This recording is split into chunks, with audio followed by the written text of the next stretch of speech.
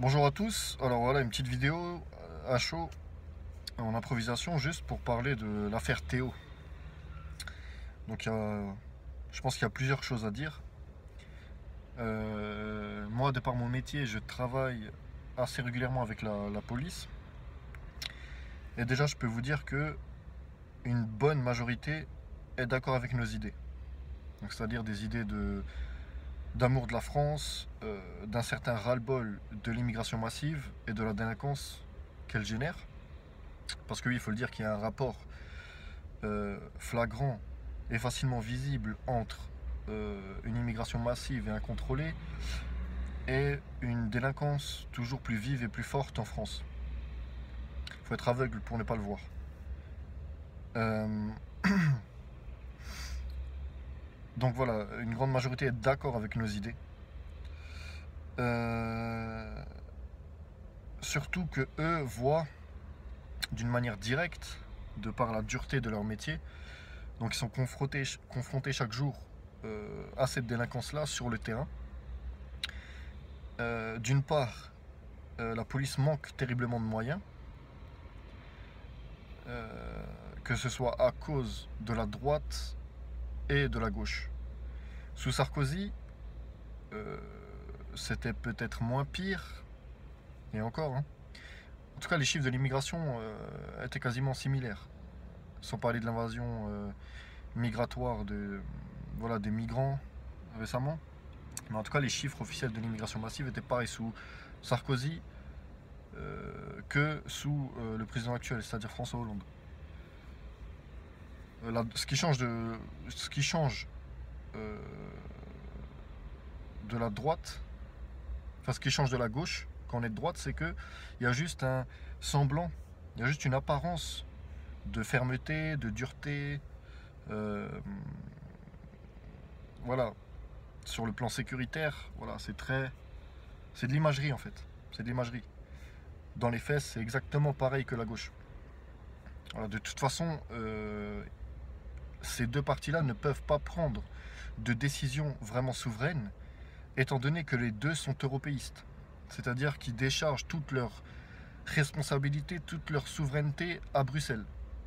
Voilà, Lucien Cerise disait que la France était dirigée par trois axes prioritaires: Bruxelles, Tel Aviv, Washington.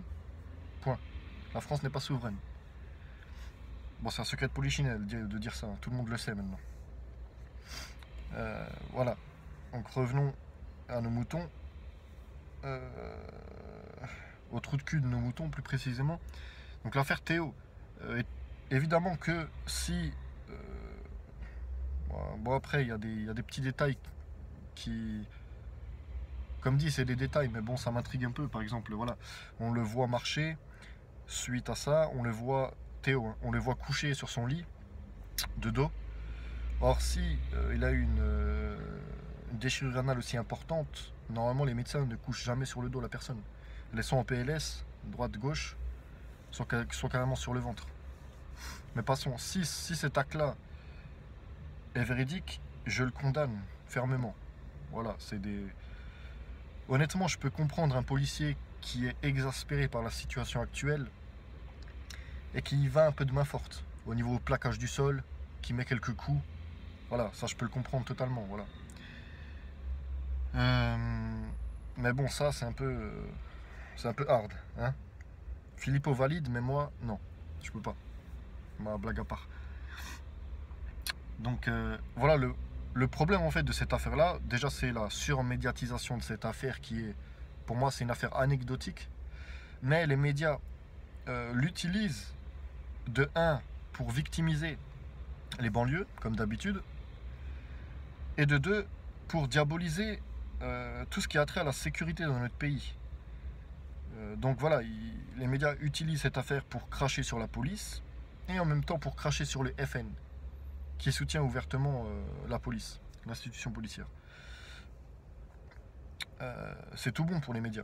C'est tout bon pour les médias. Sinon, cette affaire ne serait pas sortie avec une telle ampleur. Euh, pour moi, le problème, donc c'est déjà ça, cette manipulation médiatique inique et horrible. Et le problème, il faut le dire, c'est l'immigration massive. C'est que les banlieues sont laissées à elles-mêmes. C'est que ces jeunes délinquants sont vus comme des enfants victimisés, comme des pauvres petits enfants qui ne sont pas responsables de leurs actes. Mais bien sûr qu'ils le sont. Bien sûr qu'ils le sont. Et bien sûr qu'il faut les juger comme des personnes conscientes de leurs actes, comme des criminels, comme des délinquants, comme ce qu'ils sont, véritablement. Je fais pas un amalgame, moi j'ai grandi dans un quartier, il n'y a pas de souci. Des mecs bien, j'en connais. Que ce soit musulman même, il n'y a pas de souci. Mais en généralité, voilà, il faut voir les choses telles qu'elles sont. Prenez, moi j'habite à Mulhouse, prenez les transports en commun à Mulhouse, vous allez dans les quartiers à Mulhouse, même en ville, c'est toujours les mêmes qui foutent la merde. Faut pas dire le contraire, tout le monde le sait. Ça se voit, c'est visible. Il y a peut-être il y a peut-être, euh, je sais pas, 4-5% de blancs qui foutent la merde, mais c'est des blancs qui sont racaillisés. C'est des blancs qui ont grandi dans un quartier entouré d'arabo-musulmans, qui ont subi l'immigration massive de plein fouet, qui la vivent quotidiennement, et t'as certains jeunes influençables qui rentrent, enfin, voilà, qui reprennent les mœurs de ces arabo-musulmans venus en France, qui foutent le bordel, pas possible, un bordel pas possible. Alors comme disait Charles de Gaulle, même si le personnage est controversé et critiquable, certes, comme disait Charles de Gaulle, on peut assimiler quelques personnes, mais on ne peut pas assimiler des peuples entiers.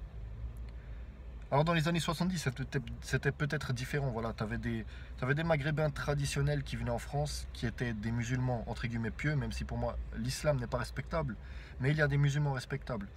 Voilà, c'était peut-être des musulmans travailleurs, mais à un tel niveau d'immigration massive, ça part véritablement en couille. Ça part en couille. On peut assimiler quelques personnes, mais tous ces peuples-là qui viennent en France, qui sont en plus dans des valeurs traditionnelles, c'est-à-dire qui rejettent l'entièreté de la modernité française,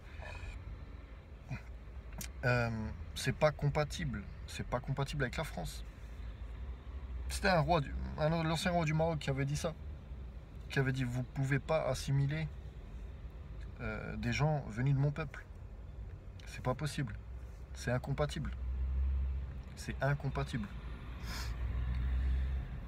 Donc voilà pour moi le véritable problème de cette affaire. Bon, il y a de multiples problèmes. Il y a l'immigration massive qui est un problème phare en France, vraiment. D'un côté c'est bien parce que plus la situation se dégrade, plus les gens se réveillent. Mais faudrait se réveiller rapidement parce que c'est bientôt, enfin je pense que c'est bientôt trop tard, hein. Aucun nationaliste, ou alors très peu, mais en général, aucun nationaliste n'est pour la guerre civile. Conversano et d'autres, aucun n'est pour la guerre civile. Moi, c'est la dernière chose que j'espère en France. C'est pour ça que je suis contre. C'est pour ça que de un, je suis contre l'immigration massive, parce que ça crée de multiples conflits au sein de la société. Et c'est pour ça que je soutiens le projet de la remigration, de la réémigration. Que des personnages trollesques soutiennent, comme Henri de Lesquen, mais qui est très pertinent sur le sujet, ou comme Vincent Vauquelin, via la dissidence française, que j'ai rejoint récemment, qui a fait une excellente campagne sur le sujet.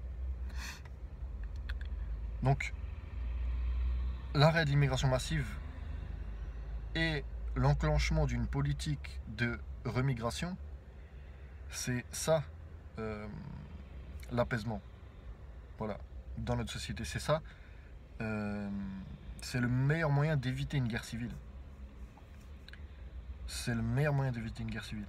Parce que des nuisibles, il y en a en France. Il y en a même au sein de notre propre peuple. Donc pourquoi ramener des nuisibles d'ailleurs? Je veux bien qu'on soit une terre d'accueil. Que l'assimilation à la française est un système foncièrement sain, beau. Mais dans une certaine mesure. Sinon ça devient de la folie suicidaire même. On est en train de tuer notre peuple. On est en train de tuer notre peuple. Parfois, je sors le soir à Mulhouse, je compte sur les doigts les blancs qui restent. Sincèrement, je rigole pas. Bon, Mulhouse, c'est particulier. Mais vraiment. C'est hallucinant. C'est hallucinant. Imaginez la même chose, par exemple, en Algérie. Que les blancs chrétiens investissent le pays demandent fermement plus d'églises, que les Algériens sortent et ne voient quasiment que des blancs, c'est impossible, c'est inconcevable pour eux. Ils auraient déclenché une guerre au quart du niveau où nous on se trouve. Parce que c'est un peuple qui est encore malgré tout ce qu'on peut penser de lui, c'est un peuple qui a quand même des valeurs traditionnelles, qu'il défend, qu'il respecte, qu'il chérit,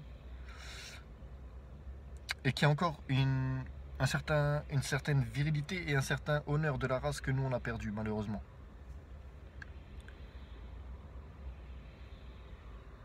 On peut avoir de belles valeurs, on a des belles valeurs. Mais à un moment donné, il faut savoir dire non. C'est ce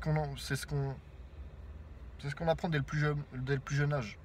Si vous dites oui à tout, c'est la porte ouverte à la destruction. Il faut savoir dire non. L'immigration massive, c'est comme si on loue une grande maison. Voilà. Des amis achètent une grande maison. 10 on va dire voilà, 10 amis louent une grande maison. Il y en a 5 qui n'arrivent pas à manger à leur faim. Pourquoi? Parce que il n'y a pas assez de revenus pour ça. Et puis t'as des gens qui toquent à la porte. 5 autres personnes, complètement perdues, paumées, qui ont faim et qui veulent rentrer. Mais c'est pas possible. Il y en a déjà 5 qui sont aux portes de la mort parce qu'ils peuvent pas manger. Pourquoi on en accueillerait 5 autres encore? C'est pas possible. L'instinct de survie nous pousse à les refuser. L'immigration massive, c'est pareil. Il y a des tas de pauvres en France. Il y a des tas de gens qui galèrent. Moi, je viens d'une famille de prolétaires. Mon père, il a commencé à travailler à 14 ans. On roule pas sur l'or, tu vois. Et encore, moi, je touche du bois parce que je peux manger tous les jours. J'ai un toit au-dessus de la tête. Regardez certains retraités qui ont travaillé toute leur vie. Qui ont quoi, 800 € par mois pour survivre. C'est quoi ce foutage de gueule? On va accepter ça jusqu'à quand? Jusqu'à quand on va accepter de voir notre pays crever comme ça? C'est quand qu'on va se réveiller, les gars? À un moment donné, c'est pour ça que moi j'en ai rien à foutre. Moi, je monte mon visage, je dis ce que je pense. Il n'y a plus rien à perdre. On n'a plus rien à perdre, les gars. On est à un moment phare, un moment historique. Soit on se réveille, soit on crève. Je suis prêt à mourir pour la cause, il n'y a pas de problème. On est plein, mais pas assez encore. Il faut porter nos couilles, les gars. On n'a plus rien à perdre. On a tout à gagner. Vivement que la France se relève. Vivement que la France se relève. C'est tout ce que j'espère. Je prie Dieu pour ça. Au nom du Père, du Fils et du Saint-Esprit, ainsi soit-il. Courage à tous. Courage à tous les combattants nationalistes en France, parce que c'est pas facile. Que vous m'aimez ou non, tu vois. Rien à foutre, moi je suis personne. Tant que vous aimez la France, vous êtes dans mon camp, il n'y a pas de souci. Que vive la France. On gagnera. On gagnera.